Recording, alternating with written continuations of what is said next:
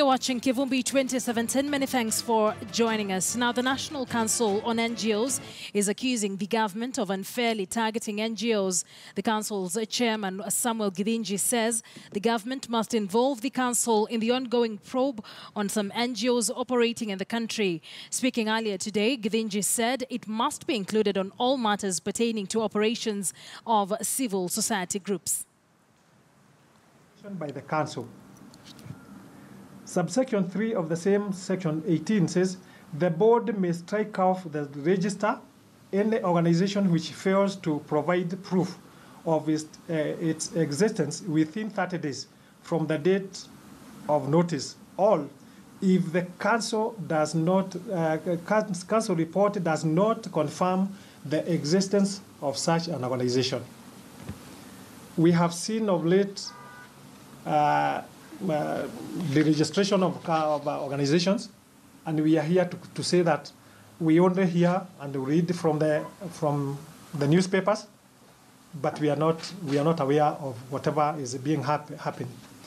With this in mind, the ministry concerned through the NGO board is frustrating the operations of the NGO council to silence the entire civil society. We have witnessed creation of street factions of NGO council, working hand in hand with the government to destabilize the NGOs, the real NGOs council, that the government itself oversaw its formation. That means when we are saying that we are saying this council was formed 2014. The current directors or the board of directors were elected by the General Assembly in the year 2014. The task force chairman was a very high person, that is Madam Buriri Roselyn. The vice secretary to this committee is none other than another secretary in the Ministry of Interior, Edison Nyari. But now the same ministry cannot even consider their loan just to frustrate the efforts of this council. If the government was sincere enough on the matter of Africa, KHLC, etc., it could have demanded a recommendation from the council as stipulated in section 16C of the Act before taking any action against them. The frustration subjected to the civil society by particularly Mr. Irongo, of Minister of Interior. All right, let's now get back before we get back to the conversation, police have launched investigations into the murder of two white couples whose bodies were found early today in Kiembeni Estate, Mombasa. Police believe that the two persons could have been murdered elsewhere and their bodies dumped in Kiembeni. According to Kisauni OCPD Christopher Rotich, two phones were recovered from the scene of the murder, which he says would help in the probe. Police are yet to confirm the nationality of the murdered couple.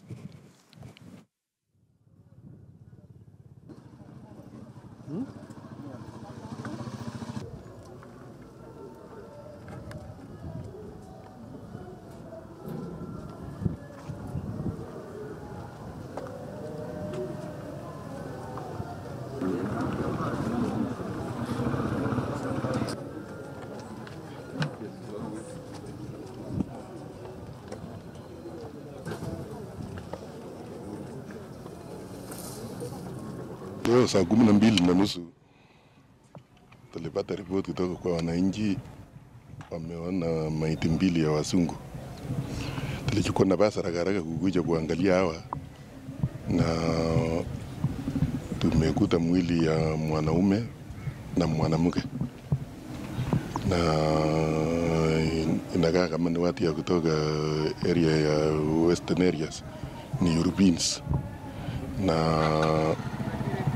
waangalia tulikuta mguu hapa ya kare kama ililetwa, inakaa kama hii makosa imefanyika mahali ingine, alafu wakalete tu wakakuja tu baba kwangu. Workers in tea growing and processing companies have been directed to report to their places of work and continue with their work as usual. This was after their union, the Kenya Plantation and Agricultural Workers Union, suspended a strike that was supposed to kick off on August the 21st, which is tomorrow. Now, the Kenya Plantation and Agricultural Workers Union top brass have announced the suspension of the strike by tea workers.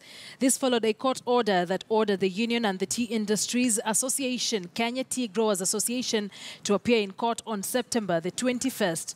The union on August the 18th had issued a 7-day strike notice and directed workers in the Kenya Tea Growers, Unilever Tea and James Finlay to commence their strike on August the 21st on grounds that a 2016 to 2017 CBA was not implemented.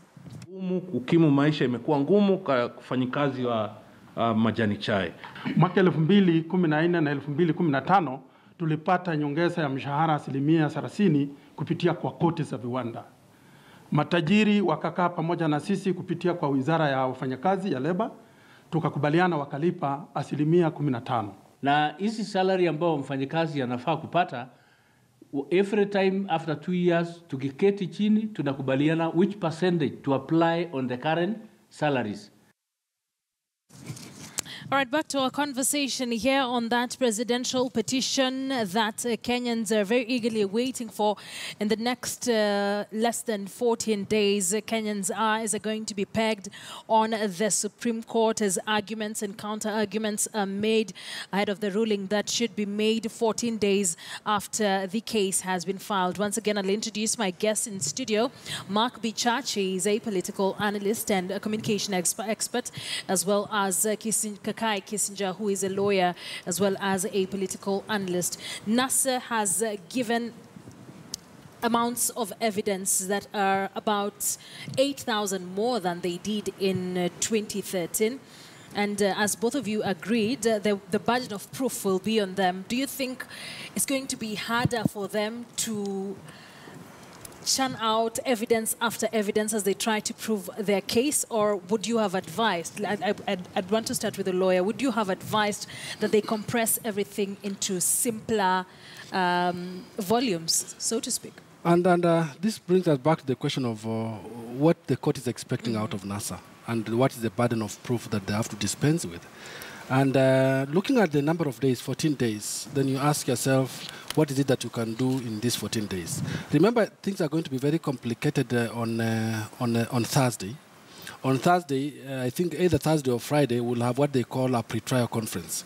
Now, what will complicate things for NASA is that if in that pre-trial conference, many other lawyers seek to be enjoined, or many other partners or parties, civil society and so forth, seek to be enjoined in that suit in terms of defending it or opposing it or supporting it. Now, when you look at that kind of a thing, it becomes extremely difficult because the pre-trial conference is only for 1 day. So it means that in that 1 day, the court must be very sure that which evidence are we going to look at and issues must be agreed and what grounds must be sustained at that point. So for me, my position is always very simple. In fact, if I look at the 2013 petition, and this with due respect to NASA, if I look at the 2013 petition, I think they had a very good case in 2013 compared to what I'm seeing right now in terms of the crafting of the petition itself, the reliefs they are seeking, the evidence they want to rely on, and so forth. And so one of the things that we have to ask ourselves is, what is it that the court wants out of them? And what has been the jurisprudence that has been developed over the years in different jurisdictions and different countries? You know, fortunately for us, this is not the only petition in Africa. We've had quite a number of petitions in Africa. We have had a petition in Zimbabwe, election petition in Zimbabwe. We've had an election petition in Zambia, actually last year, between Edika Lungu and Ichilema Akainde. We've had an election petition in Ghana. We've had an election petition in Ivory Coast or Cote d'Ivoire. And we've had an election petitions in Uganda. All these petitions in Africa. So if we are talking about Africa itself, all these petitions in Africa have developed a certain jurisprudence that African systems seem to be following and adopting. And then you look at the 2013 petition.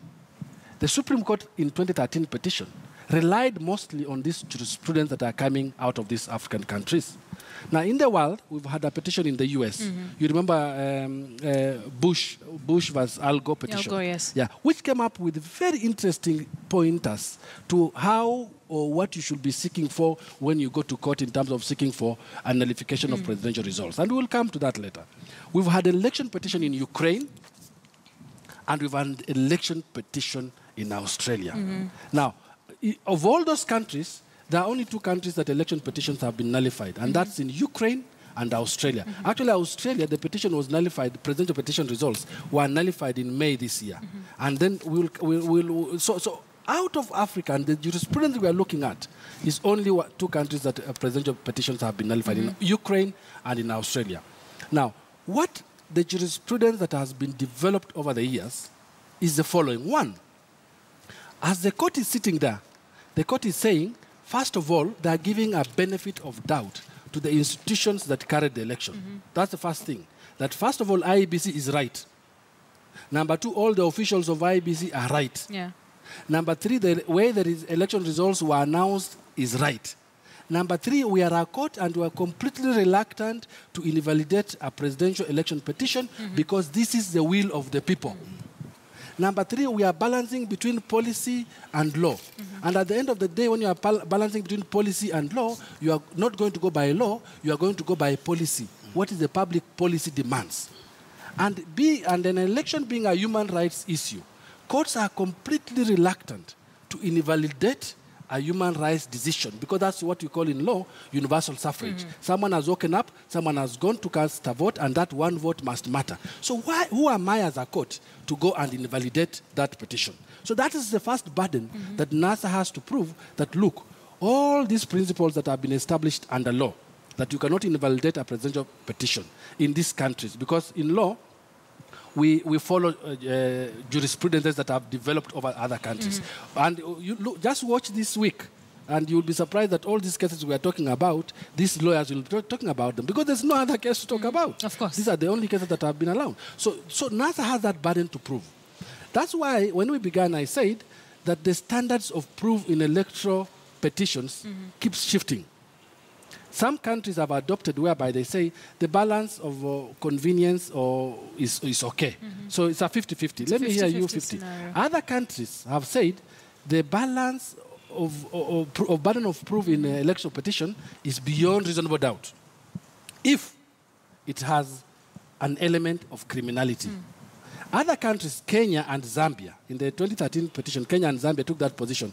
That, look, it's not on a balance of probability, it's not above the reasonable doubt, it is something higher, a little bit higher. So the burden is extremely high. So those are the dynamics that NASA finds themselves in to prove this. That's why I said, it's not about the volumes of paper that they are tabling before a court of law. It's about 1 or 2 things. You don't need to have 100 grounds to invalidate an election petition. Yeah. You only need to have 1 or 2 All right, things. and we'll get into, yes, for you. To put what the good lawyer said in English, basically, because he spoke a lot of Latin. Yeah, he's being a lawyer. He's being a lawyer. Basically, if I understand you correctly, if you're candidate A, I'm candidate B, and you won by 25,000 votes and I lost by 20,000 votes. Yes. The burden of proof is to show that there was a criminal element, and this criminal element affected the election to the amount of 5,000 votes plus 1 to hand me the victory. Yes. In other words, NASA's burden of proof is 1.4 million votes between them and Uhuru Kenyatta as it currently stands. That is what the issue is. In a nutshell. Now, having said that, to the common Mwananchi watching that TV set, the question they will have, and this is where it gets tricky. There are 3 elements that could have gone wrong in this election. The first element is called human error. You understand? Clerical errors. Someone made a mistake. An agent didn't sign. You know, things like that. Second thing, I call it mischief. Okay? Where, because I wanted some MCA to win, I messed up with the ballots. Okay? Mischievous.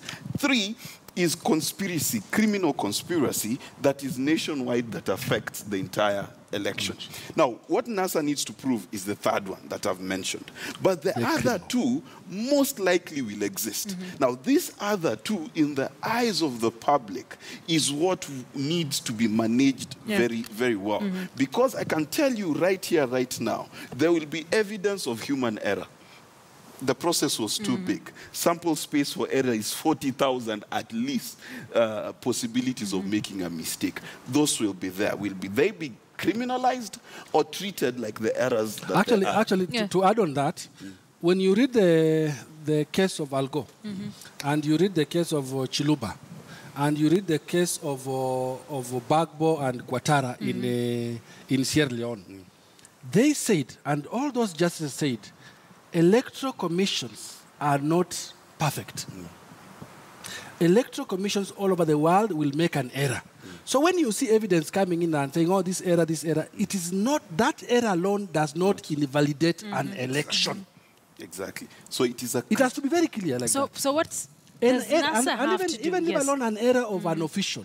Either an error of an official, an error committed by Chebukati, an error committed by a returning officer or presiding officer does not in law invalidate an election petition. So what should NASA do to ensure that this is nullified? Number two, an error in law that they did not follow. They did not follow the law. Yes. They did not follow the act. Yes. They did not gazette the polling station. They did not. All those things do not invalidate an election. An election, and this is what I'm just wondering how they will be able to navigate around this thing. And there's jurisprudence to this effect. An election can only invalidate it. First of all, I've told you why courts are very reluctant to invalidate an election petition because of the issues of policy, governance, and human rights. They are very, very reluctant. So you need to prove them that actually you can invalidate this election. And the only way you invalidate an election, an easy way to invalidate an election, is if you bring criminality in the electoral dispute. So because the reason there is that the evidence must be beyond reasonable doubt. And this has been established in some cases. For example, the case of Ivory Coast, which is very similar to what I can read from the NASA petition. When Bagbo was having a petition against Ouattara, before the ICC debacle, he went to court. Ouattara went to court, the current president, went to court and said, look, my zone, my area, my stronghold, I had agents there who were supposed to adopt a polling station approach. And these agents were kicked out from the polling station. So I was not able to safeguard my vote. So therefore, the results are not good. So the court asked him, okay, fine, prove. So they brought in witnesses and they came and and actually they proved that his agents were kicked out. Now, that is a serious offense. But what did the court do? They did not invalidate the election. What the court did was say, we guard ourselves against invalidating the election. Although these polling stations, your agents were kicked out, we will cancel the election only in those polling stations where your agents were kicked out. However, even if we cancelled those results from those polling stations, it does not change the result. You understand what I'm saying? It does not change. So at the end of the day, it's neither here nor there. It's basically to put the burden of proof in a sense that you can understand. NASA's agenda this next 12 days is to prove that there was enough malpractice that is of a consultative, conclusive size. In terms, it encompasses the entire nation, and it is enough to cover the difference between Raila Odinga and Uhuru Kenyatta. Why is that important? Because if you can prove that this malpractice has indeed changes the results of the election, then you will have infringed upon universal suffrage as a principle. You will have infringed on the one man, one vote. So what really should, if they can prove 60,000, unfortunately, they would not meet it. They would not meet that requirement.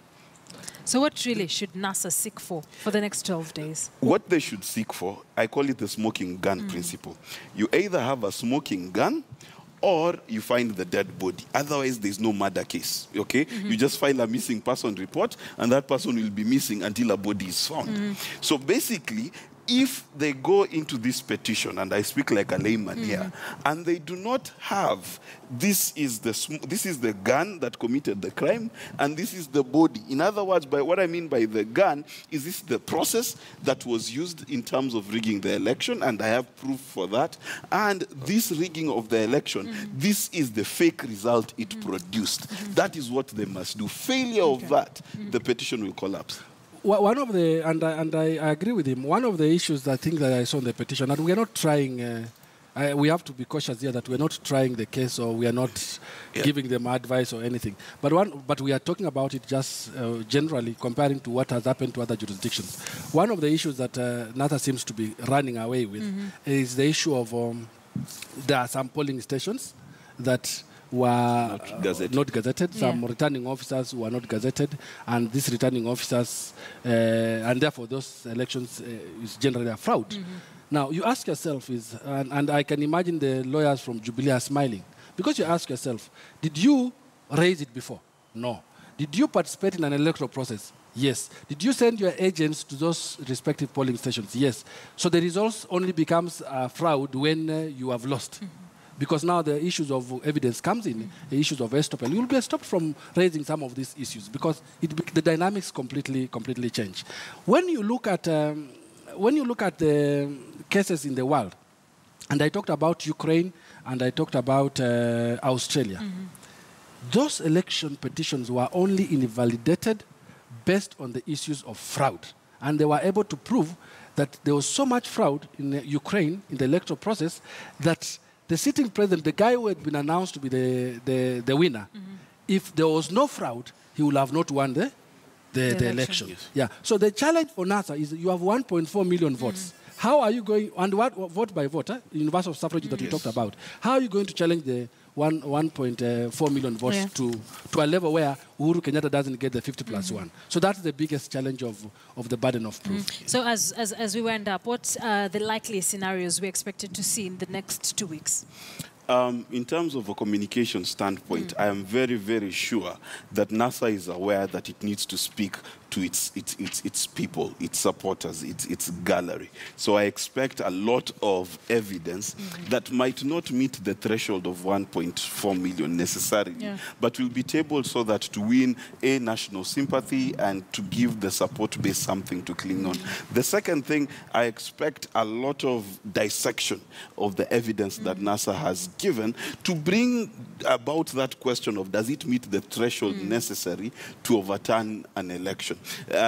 And if that becomes likely towards the end of the petition, where people can say maybe the judges will rule in favor, then expect the politicians will begin to talk about the 60 days campaign before a general election is made. But that wholly depends on whether the burden of proof can be seen to be met as the days grow closer.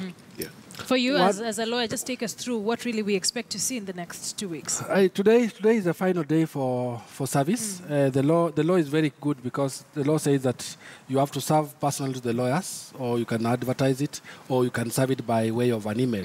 So I'm assuming that by the day since they filed, they've served by email, and the rest is just officially serving the other lawyers. Then from Monday up till Monday, Tuesday, Wednesday, Thursday, I expect the lawyers for His Excellency, the President, to be looking at the petition that NASA has filed and responding. They must respond within the 4 days. Now, on Friday, so nothing much will be happening between tomorrow and Thursday. On Friday, you will be expected then to see that the judiciary should actually convene and then have what they call introductory applications happening on Thursday. Just looking at the issues that are being raised and zeroing in on the key issues that have to be determined by that court. Then the hearing begins. And so I will also expect that during that introductory applications, I won't be surprised when the lawyers will be pushing the Chief Justice and asking him, please, please, please, we know that you took oath, we know that you are not supposed to sit on a Saturday, but please, can you sit because time is of essence? Please, we plead with you, can you sit on a Saturday? And if that happens, then on Saturday, we'll have start the hearing. But remember one thing, if you take the 14 days minus the 8 days, you are looking at only 7 days left for the court to determine that dispute. So the time is of essence, and is very interesting. But what I also expect to see, I expect to see a lot of lawyers chasing the wind. We say in election petitions that you cannot win a petition so easily. You need to control winning at the ballot. Don't expect the court to give you victory. A win. So I'm seeing a lot of lawyers chasing the wind. Okay. It's gone, it's gone. And number 3, I see reforms, because this petition will lead to certain kind of reforms for future election, but not for now. For the legal framework. Thank you very, thank you very much, gentlemen. Kakai Kissinger is a lawyer and political analyst. Mark Bichachi, political analyst, communication expert. Thank you very much. We will be seeing how this goes next week, in the next about 12 days from now. Thank you very much, gentlemen, for coming in. Let's now take a look at some international stories. People took to the streets across the United States Saturday, calling for unity 1 week after violent clashes in Charlottesville, Virginia, that left 3 people dead. The Charlotte incident ratcheted up racial tensions already inflamed by white supremacist groups marching more openly in rallies across the United States. On Saturday in Houston, demonstrators took to the streets to call for the removal of a Confederate state in Sam Houston Park in Durham, North Carolina. President Dr. NAACP President Dr. William Barber called on people to denounce racism.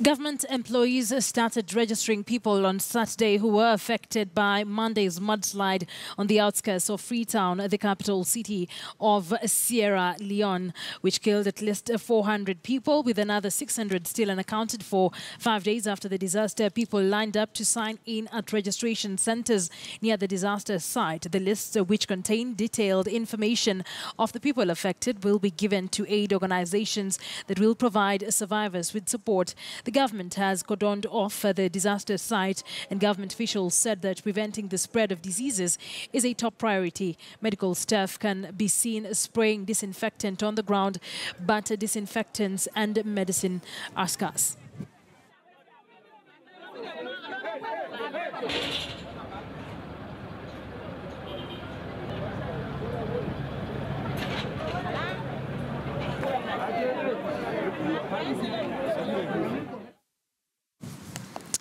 All right, so that's how we wrap it up here on Kivumbi 2017. Many thanks for joining us. I'll be seeing you again at 3 p.m. for more news updates. My name is Akisa Wandera. Do enjoy the rest of your evening and keep it KTN News.